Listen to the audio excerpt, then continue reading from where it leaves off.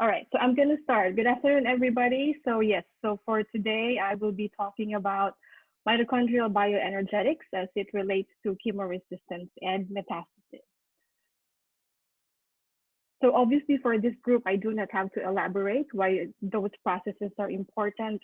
We know that chemo-resistance and carcinomatosis co-present in recurrent disease, and that's why recurrent disease is where most patients succumb to ovarian cancer.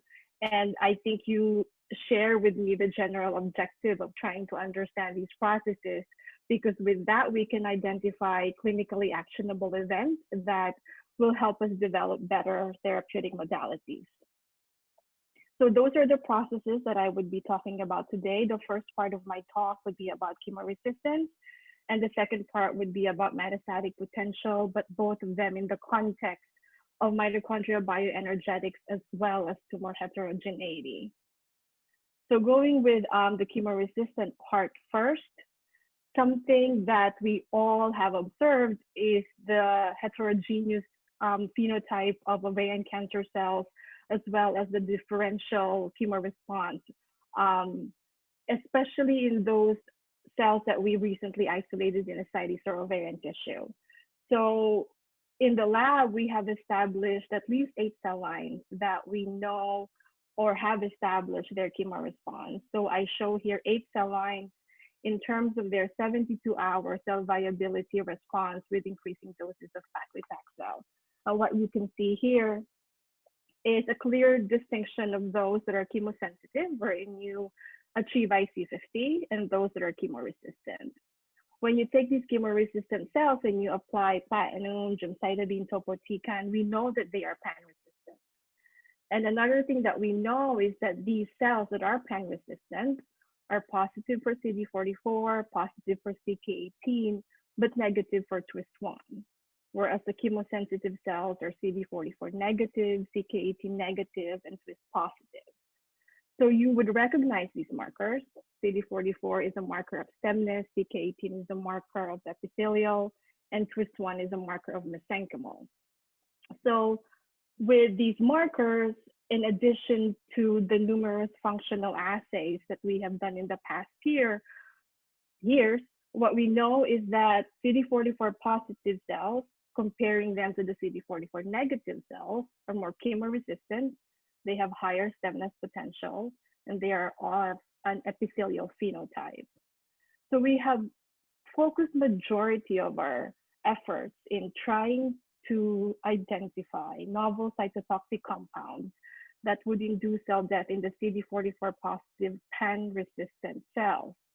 And in one of the studies that we are doing, it led us to look into mitochondrial bioenergetics. So I cannot elaborate on how that came about, but I can show you the data that we got.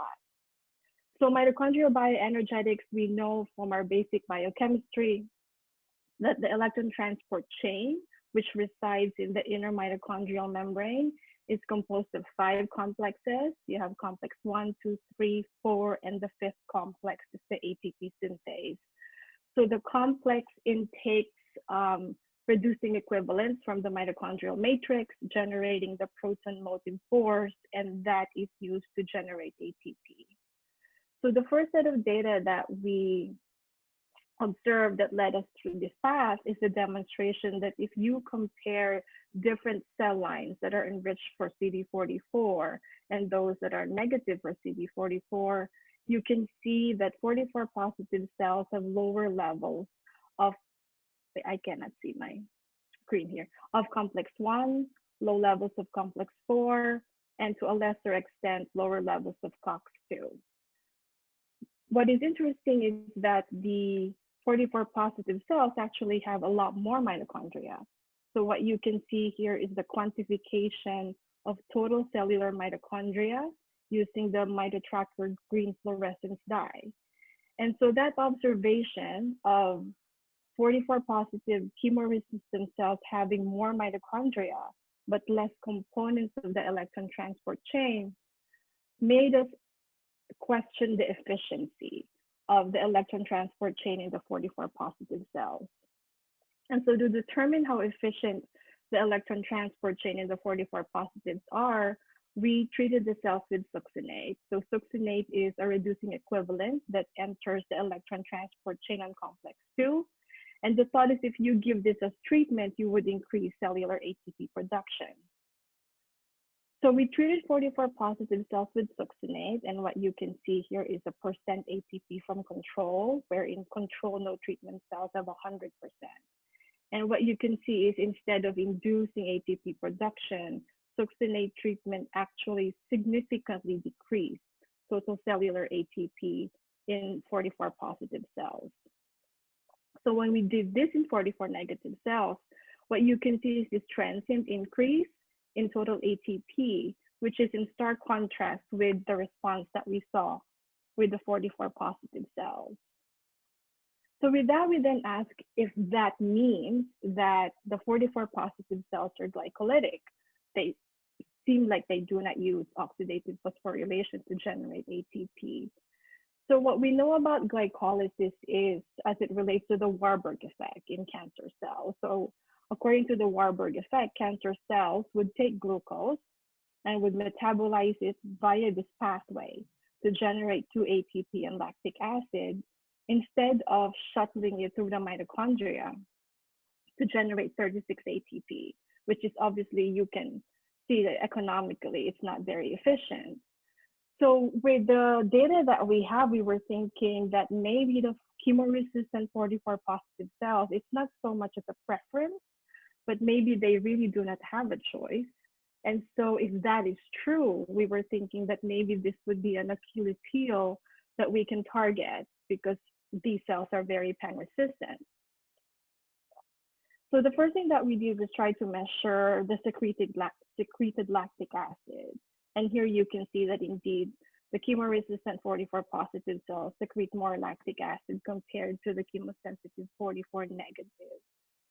So we then performed glucose deprivation. So what you can see here is a normalized confluency graph. You have the normalized confluency on the y-axis with time on the x-axis. Response of 44 positive cells on the left, 44 negative cells on the right. The presence of glucose is dark blue and the absence of glucose is teal. So looking here first in the response of the 44 negative cells, glucose deprivation is able to inhibit tumor growth, but you can still see that there is a slope there and the cells are growing. In contrast, there is no growth at all in the 44 positive cells. And what we know is this is actually not cytostatic, but it is cytotoxic. And that 44 positive cells undergo autophagic cell death upon glucose withdrawal.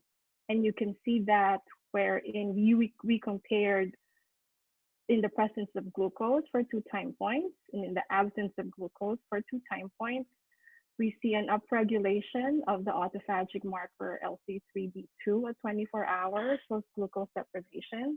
And we also see a very early increase in the activation of AMPK upon glucose withdrawal, suggesting that glucose withdrawal affects total cellular ATP enough to activate phosphorylated AMPK. So with that, we then ask the question, is oxidative phosphorylation really dispensable in terms of the ATP production in the chemo-resistant 44 positive cells? To do that, we treated the cells with dinitrophenol, which inhibits ATP synthase here. And the thought is it's almost like cyanide. So if you give it to the cells, you shut down ATP production coming from the mitochondria. And this is very surprising that you give 1 millimolar of DNP and you measure ATP concentration through time. 44 positive cells have very stable total cellular ATP, which is in stark contrast to if you take away glucose, there is a significant decrease in cellular ATP. So we wanted to try to find some translational aspect for this. And the thought is, would glycolysis inhibitors be effective therapies against these pan-resistant cancer cells? So what we did was we used 2-deoxyglucose, which is an inhibitor of glycolysis. It acts so by functioning as a sink in this pathway. And what we saw was treatment of 44 positive cells with 20 millimolars of 2DG significantly decreased ATP production. So we wanted to see whether this has any role in terms of in vivo management or in terms of recurrent disease. And so what we did was we used our recurrent ovarian cancer xenograft model. So the model uses mCherry labeled human ovarian cancer cells that's injected IP in a thymic nude mice. You can see here the typical tumor progression and how we can quantify these by measuring the mCherry fluorescence. So in this model, when the animals are given paclitaxel, which we give at 12 mg per kg, we give it every 3 days, and we give 4 doses. At the end of that 4th dose, we can barely see any signal from the mCherry. But when we follow the animals, we observe recurrence. And what we also know is that similar to what is observed in the clinic, paclitaxel in recurrent disease does not really improve the survival of the animals. And you can see the treatment of paclitaxel during recurrent disease did not prevent any tumor growth. So those mCherry readings can be quantified and can be translated into a graph like this. So what you can see here in blue are the control animals. Yellow and green are animals that have been given first-line paclitaxel. So the green line did not receive any maintenance, and you can see the recurrence. And that you can also see that even if you give paclitaxel as maintenance, you really do not prevent recurrence. You have this slight decrease in the slope of tumor growth, but eventually you can see that the tumors enter the log phase. So what is interesting is when we give 2DG this time, during recurrent phase, we can see that there is a significant difference in terms of the tumor kinetics if you compare it with paclitaxel treatment. You do see a significant decrease in the kinetics, although at some point we would observe that there is recurrence. By the time that we observed some recurrence, we took those tumors and we tried to determine whether or not there is any autophagic cell death. And indeed there is. So in the animals that received 2DG as maintenance therapy, even if we took the tumors 2 weeks after the end of 2DG treatment, we can see that there is autophagic cell death. So to summarize this part, what I have shown so far is that 44 positive chemo-resistant cells rely on glycolysis and not oxidative phosphorylation for ATP production, and that glycolysis inhibitors can be a treatment approach to delay recurrent disease. So, all right, here I am again, and I'm going to confuse you a bit more because some of the data I have is in contrast with Aisha. But so I have, as I mentioned last time, my lab has 2 aspects, the one which is more focused on AMPK and immunomodulation and the chemo-resistance. And today I'll be talking about the chemo-resistance and metabolism part. And this part of the work, because it still needs to receive funding, has been ignored for a while. So, and we are slowly getting back to it right now. But so when we started looking at the metabolism of chemo-resistance, we kind of took 3 approaches. One was to look at the global metabolomics to see if they had any metabolomic changes. Then we wanted to look at the metabolic phenotype, which is basically the energy phenotype that Aisha just talked about, and also the resistance gene, which somehow we landed on STAT3 from a different perspective. So why do cancer cells need metabolic adaptations? We know that now metabolic adaptations are recognized as a key feature for cancer cells to grow successfully. And these metabolic adaptations allow them to provide substrates for biosynthetic pathways, escape from apoptosis, and just a minute. Sorry. All right. just a minute. My screen just vanished. I'm trying to, like, I can't see it. I'm pretty sure. Can you guys see it? Yes, we can see your screen. Oh, okay. All right. I Okay. figured out what I was doing. And then so these metabolic adaptations allow the cancer cells to gain extra substrates for carry out their biosynthetic pathways, escape from apoptosis, and then they create a local and microenvironment within themselves, which provides them nutrient and other things that they require. Uh, So starting with global metabolomics, we at that time had A2780, which we all know, and the C200 isogenic cell lines. The A2780s are platinum sensitive and C200 are platinum resistant. So when we did the metabolic profile, we were able to separate these two cells very easily in two different distinct populations, even though they are isogenic. And here in the Z plot, the red dots are the differentiated metabolites present in the C200, the resistant cell lines, compared to the blue dots, which have been compressed to form the sensitive profile. So this part has been published, and so this one I'm just going to fly through. And when we did the metabolome analysis, the by metabo analysis pathway, which kind of tells us the pathways which are both very significantly high, have the high significance, as well as have the pathway impact, which is calculated by the number of metabolites being affected in that pathway. And for us, the pathways that came up was cysteine and methionine. And we were happy to see glutathione, which has been implicated in chemoresistance, to be there. And even the enrichment analysis brought up the super pathway of methionine degradation in this one.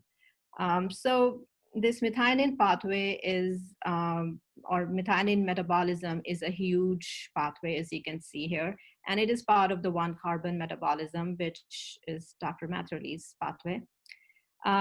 So we are trying to figure out now how this pathway is able to, or what is this pathway doing in chemo resistant cells. So we are just focusing on the methionine part and not touching the other parts. To see if, so when we looked at this pathway, the methionine pathway, we thought that maybe our resistant cells are dependent on methionine. And so to see if this is happening in our cells, we did methionine dependency assays, which would be defined as inability or reduced ability for cancer cells to proliferate. And this has been demonstrated in other cancers for cancer cell, but not for specifically chemo-resistant cells. And the way to do this is that we have to do this in presence of cysteine, because cysteine is the rate limiting steps for glutathione.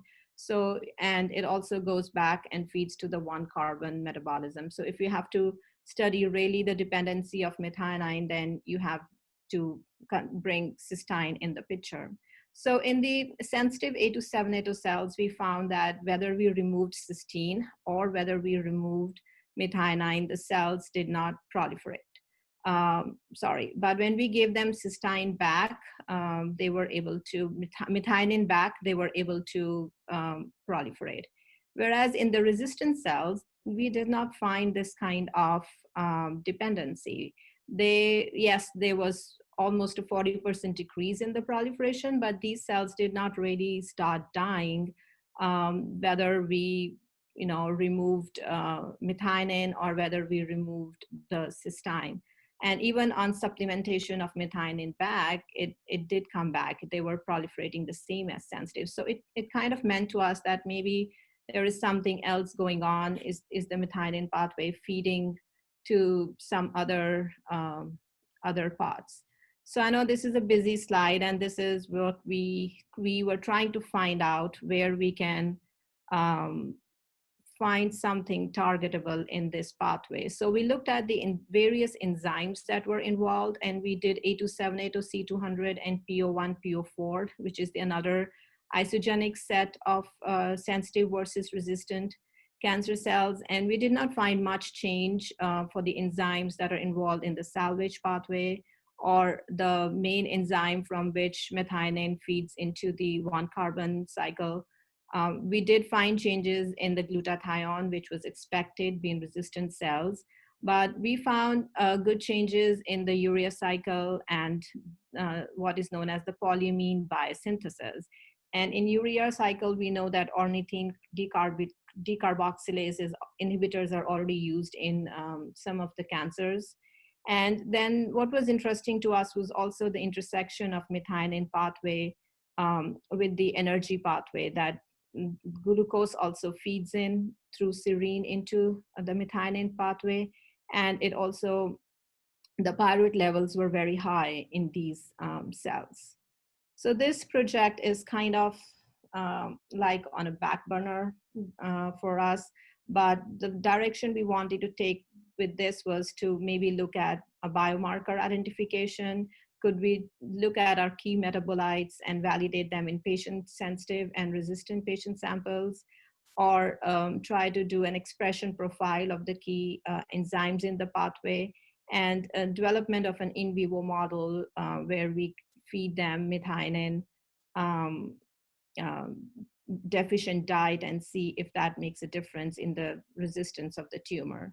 And to look at what is the functional significance of this pathway, to look at if we can inhibit the enzymes that we found to be upregulated, and to do the methionine tracer experiments to figure out what is the true difference, how methionine is being metabolized in both the sensitive versus resistant cells, and to go back to our in vitro studies. But this project is kind of like on a back burner for us. Coming to our second project is metabolic phenotype, which is basically now called energy phenotype, where we are comparing the use of glycolysis versus the oxidative phosphorylation and try to correlate it with the functional behavior. And Aisha just went over this, so I don't need to go over this part. We also used seahorse to phenotype our cells, and in seahorse we look at glycolysis by looking at extracellular acidification rate, which is basically your protons being pumped out, and the oxygen consumption rate, which is indicative of the OXPHOS or mitochondrial phosphorylation, is done by looking at how much the cells are consuming oxygen. And we get these type of graphs, which gives us a lot of information. So we took all the cell lines we had in the lab, which were like, I think, 14, 15, and we tried to, we profiled them, both their glycolysis profile and the mitochondrial profile. And because of the Warburg effect, we were expecting that most of these cell lines would be glycolytic, but to our surprise, we saw this great heterogeneous thing across. And we did this like, maybe 10 times just to confirm everything. This is what we are getting. And we saw that when we take the ratio of how they are using, how much glycolysis and OXPHOS they are using at their basal state, we see that most of the cells are able to, cancer cells are using both the pathways equally. Some of them are more glycolysis heavy, some of them are mitochondrial heavy, but most of them lie in between. And one of the things that we noticed, since we had two sets of isogenic chemosensitive and chemoresistant cells, we found that both the sensitive cells were using glycolysis, whereas both the resistant cells were using more OXPHOS. And then we reconfirmed this many times in different conditions, different passage numbers, and we always got that the chemo-resistant cells had increased OXPHOS, which is, or the OCR, the red lines, and the sensitive ones had lower OCR. And these resistant cells also showed increased glycolysis. So they had both increased glycolysis as well as increased mitochondrial activity, which put them in the state of calling to be, they are highly active, they are highly metabolically active. which is again unique because most of the chemo-resistant cell lines that we work with actually proliferate very slowly. And the sensitive cells came out to be more glycolytic or kind of between being low, metabolically low active.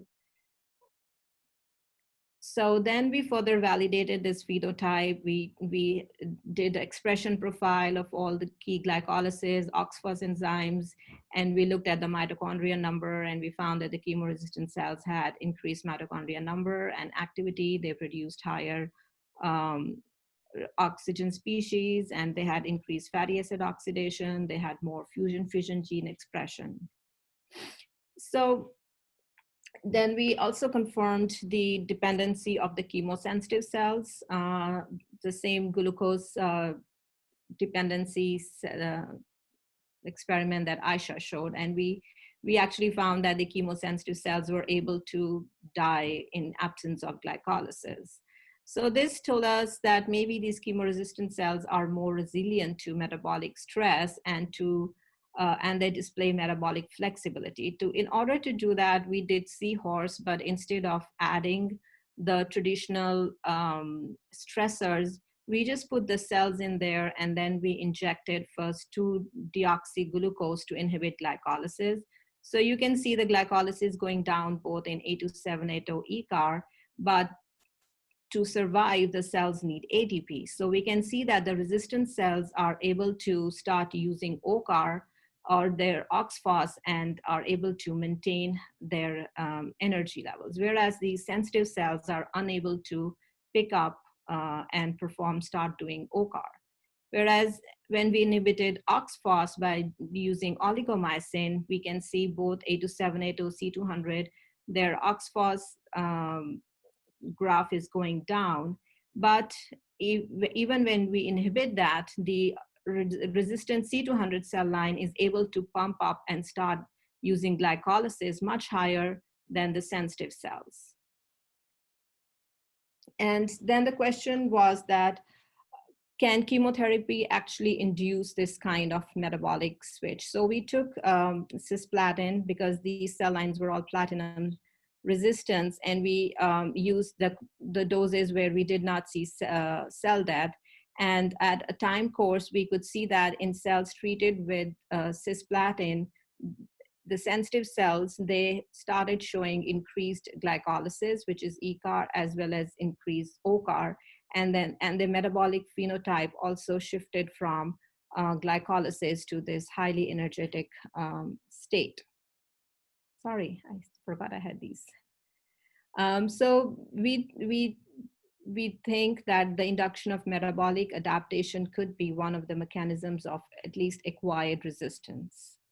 And then we were able to obtain about 15 patient samples, and we grew them. And when we profiled them with seahorse, we found a very similar spread of the bioenergetic organization or the energy phenotype, which it looks very similar to the cell line. There are some which are using more glycolysis, some which are mitochondria, but most of them are in between.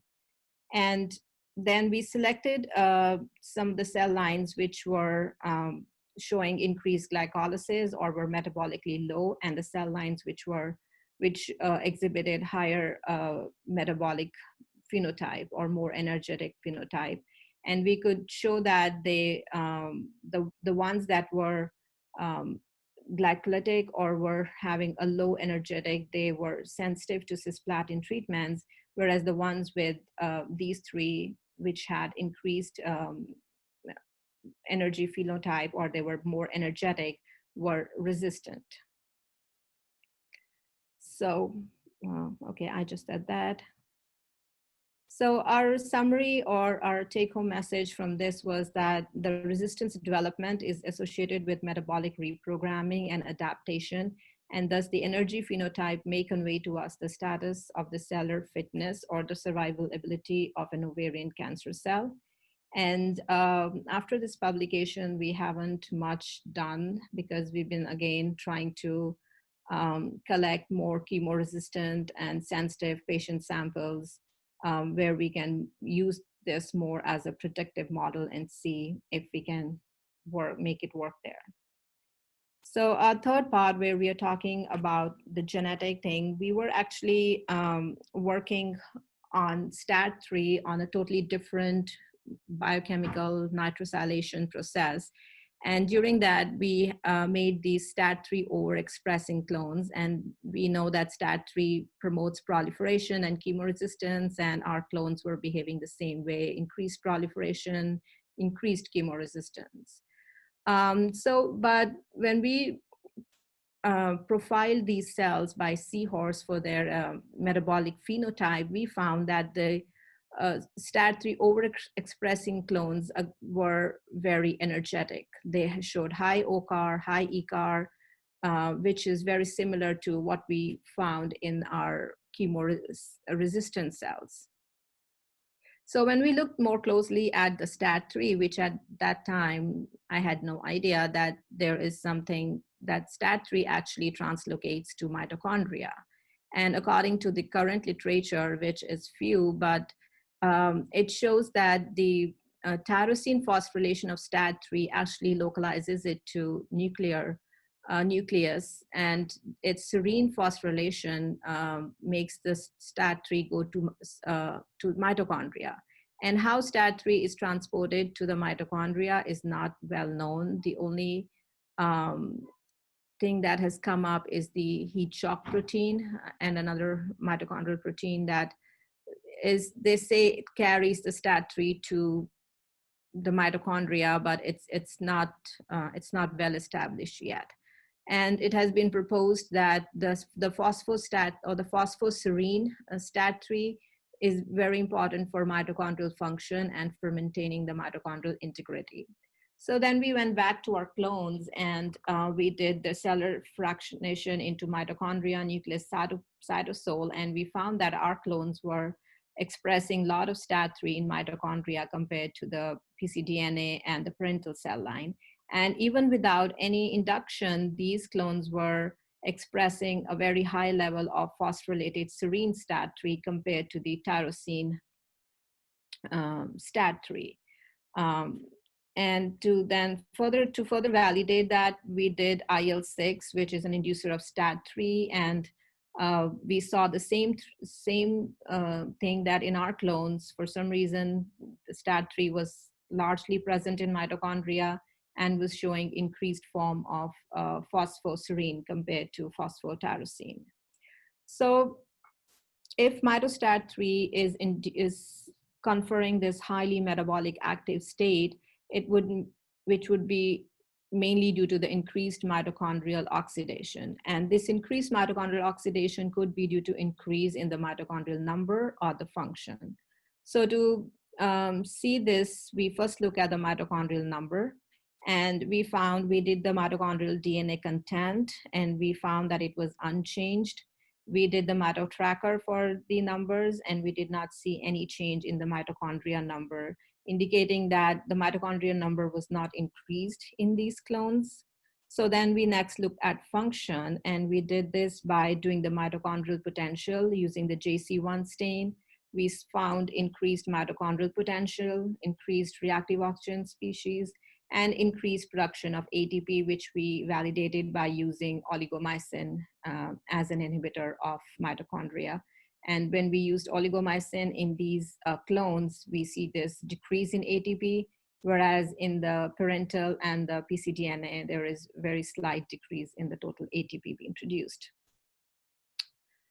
So then the question was, does mitochondria STAT3 play a role in promoting chemoresistance?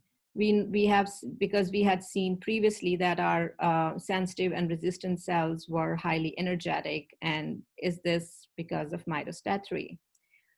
So to do this, to differentiate that, if we can dissect the role of nuclear STAT3 versus Mito STAT3, we took two approaches. We tried to look at if we could find specific inhibitors of nuclear STAT3, and there was this compound available, cryptochantinone, which is specifically inhibits phosphotyrosine phosphorylation of STAT3.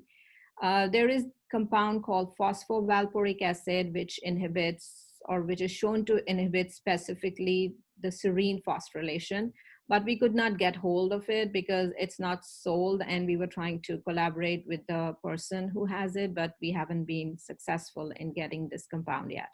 So we are kind of handicapped. And so we thought that if we don't have this, we could do like subtraction studies and use static, which is a STAT3 inhibitor known to inhibit both the tyrosine phosphorylation as well as the serine phosphorylation. And we are trying to create expression knockouts. We have dominant negative mutants of the tyrosine, which is mutated, and the phosphoserine mutant that we are trying to create stable clones with currently. So using this inhibitor, we first look what happens to proliferation. So if we use static, which inhibits both tyrosine and serine, and we see that survival is inhibited, which we expect.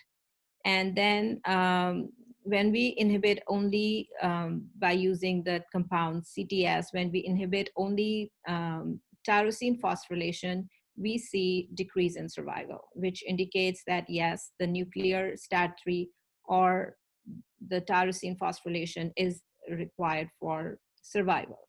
Then we looked at chemo-resistance or chemosensitivity. And when we use static, we see that it blocks resistance. The cells become sensitive, which was what we were expecting. And when we use the inhibitor of tyrosine, we do not see any change in their sensitivity, indicating that this nuclear STAT3 or the tyrosine phosphorylation of STAT3 does not affect the chemosensitivity.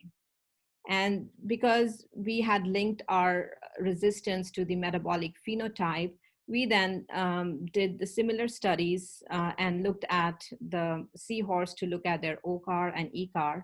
So I will focus on the OCAR or the OXPHOS, and we were able to see that when static was used, OCAR was inhibited, or OXPHOS was indicated because it inhibits both tyrosine and serine phosphorylation.